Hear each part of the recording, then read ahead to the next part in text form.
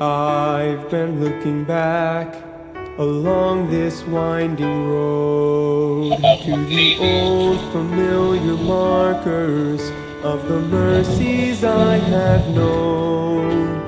I know it may sound simple, but it's more than a cliche.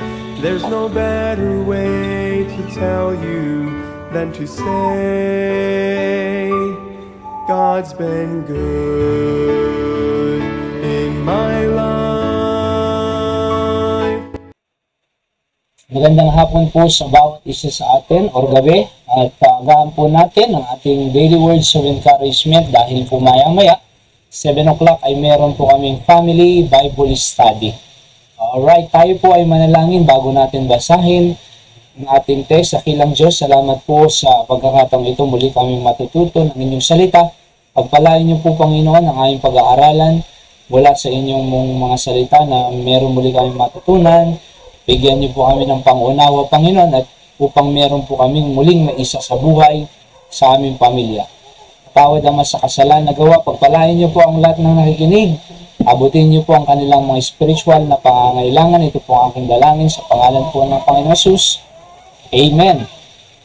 Dito na po tayo sa Luke chapter 1 verses 5. Medyo mahaba po hanggang 25. Ano ho? Sabi ng Biblia, there was in the days of Herod, the king of Judea, a certain priest named Zacharias, of the course of Abia, and his wife was of the daughters of Aaron, and her name was Elizabeth. And they were both righteous before God, walking in all the commandments and ordinances of the Lord blameless. And they had no child because that Elizabeth was barren, and they both were stricken in years. And it came to pass that while he executed the priest office before God in the order of his course, according to the custom of the priest office, his lot was to burn incense when he went into the temple of the Lord. And the whole multitude of the people were praying without at the time of incense. And there appeared unto him an angel of the Lord standing on the right side of the altar of incense. And when Zacharias saw him, he was troubled, and fear fell upon him. And the angel said unto him, Fear not, Zacharias, for thy prayer is heard, and thy wife Elizabeth shall bear thee a son, and thou shalt call his name John. And thou shalt have joy and gladness, and many shall rejoice at his birth. For he shall be great, yan po ang pamagat natin, in the sight of the Lord, and shall drink neither wine nor strong drink, and he shall be filled with the Holy Ghost, even from his mother's womb. And many of the children of Israel shall he turn to the Lord their God, and he shall go before him in the spirit and power of Elias, to turn the hearts of the fathers to the children, and the disobedient to the wisdom of the just, to make ready a people prepared for the Lord. And Zacharias said unto the angel, Whereby shall I know this? For I am an old man, and my wife will stricken in years. And the angel answering said unto him, I am Gabriel, that is stand in the presence of God, and I am sent to speak unto thee, and to shew thee these glad tidings. And behold, thou shalt be dumb, and not be able to speak until the day that these things shall be performed. Because thou believest not my words, which shall be fulfilled in their season. And the people waited for Zacharias, and marveled that he tarried so long in the temple. And when he came out, he could not speak unto them. And they prevailed, or perceived that he had seen a vision in the temple, for he beckoned unto them, and remained speechless. And it came to pass that as soon as the days of his ministration were accomplished, he departed to his own house. And after those his wife Elizabeth conceived, and hid herself 5 months, saying, Thus hath the Lord dealt with me in the days wherein he looked on me, to take away my reproach among men. Okay, so to take away my reproach among men. Para po sa mga Hudyo po kasi, sa mga Israelita, pag wala silang anak, ay parang sa kanila yun, sumpa. Kaya nga inalis ng Panginoon yung reproach sa akin, sabi ni Elizabeth po dito. Alright. So, tingnan po natin yung barren po dyan. Of course, si Elizabeth ay barren. Stereos, sa Greek, a woman who does not conceive. Yung executed naman po dito, yung ginawa ni Zacharias po sa temple, perform his function, being what? An altar boy, yung incense, di ba? Naglalagay siya or incense doon sa temple.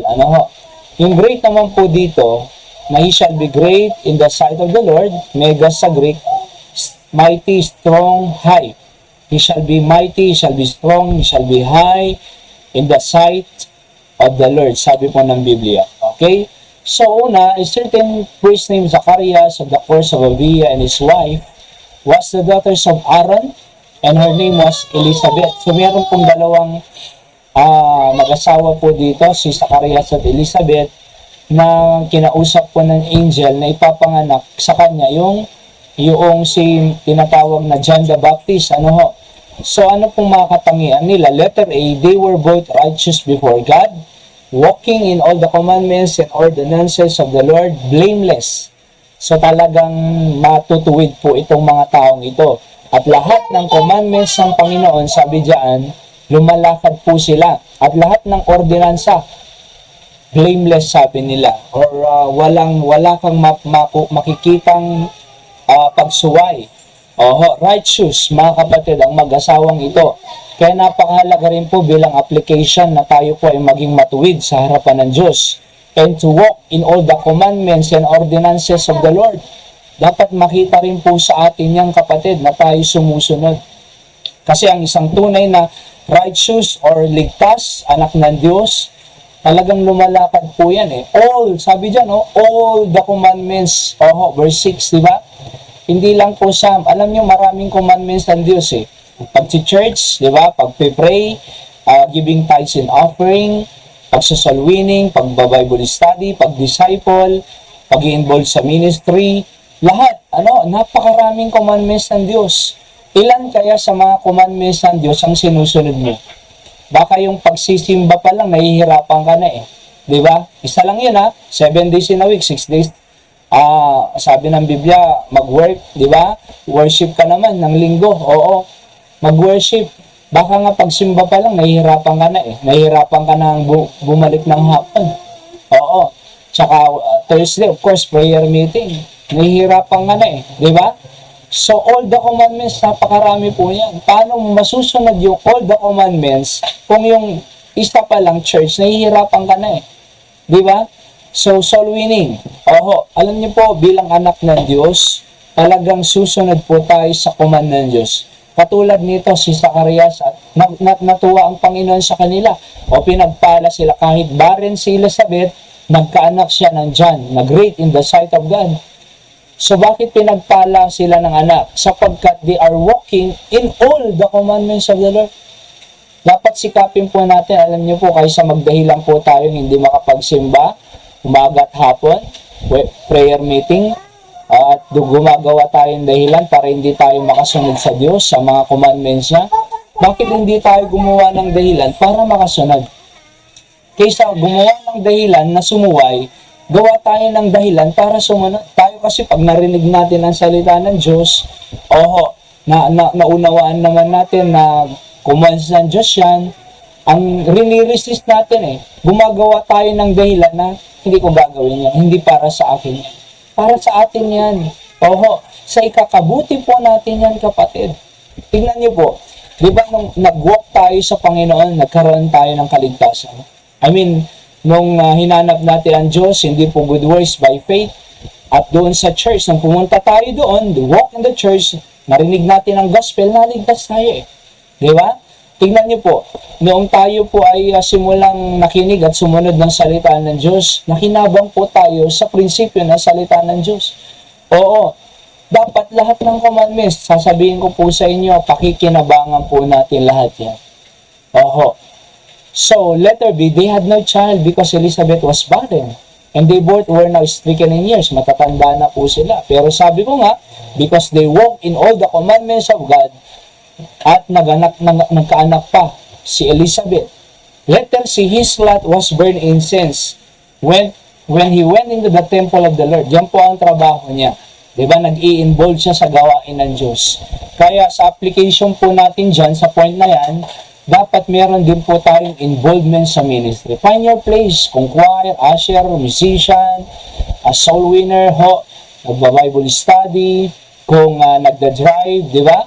Oo. So, nagda-drive, nagsusunod ng mga bisita, mga taon, at kung karpintero, nagpapagamit sa Diyos, kung driver, nagpapagamit sa Diyos, kung singer, nagpapagamit, at iba-iba pa. Kung cook, maglinis man lang, di ba? So, involved si ano dito si Zacarias Yung lot po dyan, yung job niya na to burn incense, involved siya. Kaya nga po, hanapin natin ang involvement natin sa church, kapatid. Letter D, the whole multitude of the people were praying without at the time of incense. Pinagpipray po siya. Kaya alam nyo po, in application po, habang ginagampanan ng minister ng church ang kanyang trabaho, whether the pastor or preacher, kapatid, yung tao din po, nagpipray para sa kanya. Oo. So, ipag-pray nyo po kaming minister sa gawain ng Panginoon. Oo, sapagkat para sa ganun ang Diyos mag-work, makikinabang po tayo lahat. Ano? Number 2, there appeared unto him an angel of the Lord standing on the right side of the incense. So, may angel naman ito. Kanina, Zacarias at Elizabeth, ito sa angel naman. So, letter A, when Zacarias saw him, he was troubled, and fear fell upon him. Letter B, the angel said unto him, fear not, Zacarias, for thy prayer is heard. Diba? So, ayaw ng Diyos po na mag-trouble tayo Ayaw ng Diyos. Kaya sabi niya, fear not, huwag kayong matakot. Oo. Alam niyo po, ang Diyos, pag nasa Panginoon tayo, nawawala yung takot. Oo. Sapagkat ang mundo, nakakatakot ang impluensya ng mundo. Si Satanas, nakakatakot po ang atake niya, kapatid. Talagang sisirain ng pamilya mo, sisirain ng future mo, sisirain ng pag-aaral mo. Oo, para siyang roaring lion, sabi ng Biblia, walking about seeking whom he may devour. Kaya alam niyo po, pero pag nasa Panginoon tayo, lagi niyang sasabihin, fear not. Bakit? Nawawala ang fear pag meron tayong faith sa Panginoon. Zacarias, for thy prayer is heard. Akalain niyo yan, pag nag-pray tayo, pinapakinggan ng Diyos. Sinasagot pa niya. Oo, sinasagot niya Yan ang advantage natin, Kristyano Maliban sa nagpipray tayo, sinasagot tayo Tingnan niyo po ang tao, walang Diyos. Pupunta sa mayor, pupunta sa governor, kay district. Minsan hindi nagagrant o madalas. Bakit? Tao Sa Diyos muna, hindi kayo re-reject, hindi ka itataboy ng Diyos. Sabi sa Luke 3:6-37, lahat ng pumupunta sa akin, sabi ng Panginoon, kailanman hindi ko itataboy. Naririnig niya yung panalangin natin. Kaya napakahalaga pong manalangin. Panguli po, shall bear thee a son, and thou shalt call his name John. Okay, yung una, si Zacarias at Elizabeth. Yung pangalawa, yung angel na pinadala ng Diyos. At yung pangatlo naman, si John. Sabi dito, oo. Sana naman pong makikita natin kay John. Letter A, thou shalt have joy and gladness, and many shall rejoice at his birth. Di ba po, pagka nanganak ang isang asawang babae, masaya tayo Masaya yung tatay, masaya yung nanay, oo, masaya yung mga tao sa paligid. Oo, kaya nga ang isang anak po ay blessing po yan. The fruit of the womb is his reward. Blessing Yung iba, ina-abort. Yung iba ay, ang tawag dyan? Linalaglag yun nga, abortion Diyan pinatay si Charlie Kirk na isa, strong sa abortion. Pero alam niyo po, sabi ng Biblia, blessing po yan Yung yung bata, hindi po burden yan. Sabi niya nga yung isang college student, burden ito, kaya ilalaglag ko na lang. Sabi niya, hindi burden yan, blessing ang anak. Oo. Letter B, he shall be great in the sight of the Lord. Oo. Magiging great siya. Alam niyo po, ang isang anak na lumaki sa Panginoon, naniniwala po ako gagamitin niya ng Diyos. Ang isang anak na lumaki sa gawain, lumaki kasama ang Diyos, gagamitin ng Diyos. Parang si Samuel, di ba, si Hannah, dinala niya sa temple. Ginamit ng Diyos, mightily si Samuel. Ganon din si John. Kaya yung mga anak po natin, dalhin po natin sa Panginoon. Oo, dalhin niyo sa church, huwag iwanan sa bahay. Dalhin niyo po sa ministry. Oo, i-involve po natin sila. Bakit? Gagamitin po sila ng Diyos Di ba?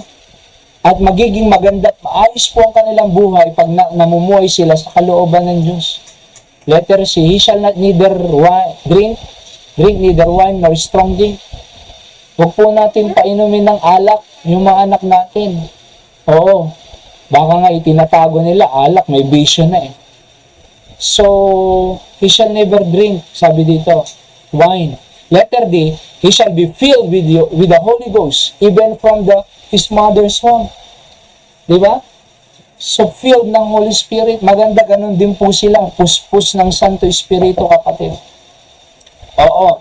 Paano malalaman puspos sila ng banal na Espiritu? Of course, pag tinanggap nila si Kristo, indwelling of the Holy Spirit. Tapos, ginagawa nila, letting the Holy Spirit control them through the fruit of the Spirit. Makikita mo sa kanila yung love, joy, long-suffering, gentleness, yun sa Galatians 5:22. Diba? Mas maganda po yung anak natin, filled ng Holy Spirit. Oo, ginagamit ng Diyos talaga. Filled. Kaysa naman filled sila ng alak, filled sila ng sigarilyo, filled sila ng bisyo. Mas magandang filled ng Holy Spirit. Letter E, many of the children of Israel shall be turned to the Lord, their God. Marami pang magbabalik sa Panginoon. Halaan niyo yung anak natin gagamitin para sa ikakaligtas ng marami. Reconciliation ng tao sa Diyos. Ikakaayos ng buhay nila. Naniniwala po ako, pag dinala natin sa church ang ating mga anak, nakapakinig ng salita ng Diyos, mababago ang buhay nila.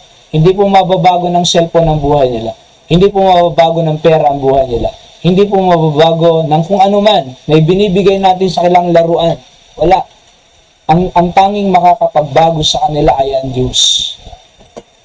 And last, if he shall go before him in the spirit of the power of Elijah. Si Elijah po yan eh. Magiging powerful siya, katulad ni Elijah. And to turn the hearts of their fathers to the children and the disobedient to the wisdom of the just, to make ready the people prepared for the Lord. Diba? Principles of the day po. John the Baptist become great because of the greatness of God. And number 2, no man can become great without the greatness of God working in him. Kailangan po natin ng Diyos, ang greatness ng Diyos. Oo. Yung mga anak natin, mag-i-excel po sila sa school, mag-i-excel sila sa church, mag-i-excel sila sa bahay, mga trabahong bahay. Kung merong nag-work ang greatness ng Diyos sa kanilang buhay. Diba? Tayo po manalangin, dakilang Diyos sa inyong salita, pagpalain niyo po yung mga nakikinig, manatili po yung mga ito, upang ang aming pamilya madala sa inyo, Panginoon. Ingatan niyo rin po kami as we go to our Bible study tonight. Bless niyo po, Panginoon, at lahat ng nakikinig, saan man sila naroon, in Jesus' name I pray, Amen.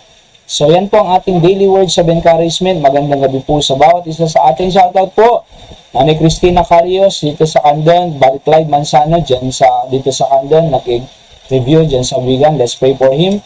Nakapasa agad po ng board exam sa criminology, nanatesi. Pagpalain po kayo ng Panginoon. Pagpray natin sa mother ko po yan at may isis po siya sa left ng kidney niya na pagpalain ng Diyos at gumaling po. Magandang gabi po sa lahat ng nakikinig. At yan lang po ang mga nag-pop up sa cellphone ko po. Pag hindi na po kayo nabanggit, pasensya na po kayo. Hindi po nag-pop up sa cellphone ko. Pero wala pong lahat po, binabati ko lahat ng nakikinig. Ang Diyos pong magpala sa inyo. Ho!